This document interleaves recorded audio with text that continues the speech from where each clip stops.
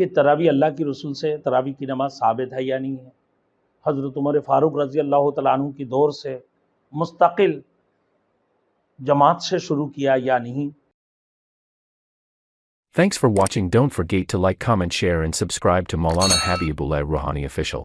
نحمد و نصلی علی رسولہ الکریم، اما بعد فاعوذ باللہ من الشیطان الرجیم، بسم اللہ الرحمن الرحیم۔ میرے محترم دوستوں بزرگ، اب میں تراویح کی مسائل کی متعلق بات کرنے جا رہا ہوں، اور یہ انتہائی ضروری بھی ہے۔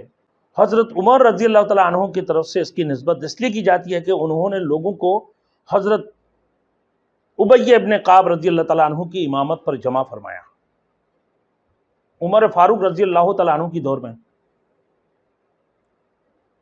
حضرت ابوبکر صدیق رضی اللہ تعالیٰ عنہ کی دور میں مستقل جماعت سب کو جمع کر کے نہیں ہوا کرتا تھا، اس لیے کہ حضرت ابوبکر صدیق رضی اللہ تعالیٰ عنہ کی دور انتہائی خطرناک وقت تھے، کیونکہ فتنے کے دور تھا اور قسم بقسم کی لوگ جو ہے نا فتنہ اور فسادات میں لوگ ملوث تھے، مبتلا تھے، جس کی وجہ سے حضرت ابوبکر صدیق رضی اللہ تعالیٰ عنہ کو اتنا وقت نہیں ملا کہ ان کی دور جو ہے نا پرسکون نہیں تھے۔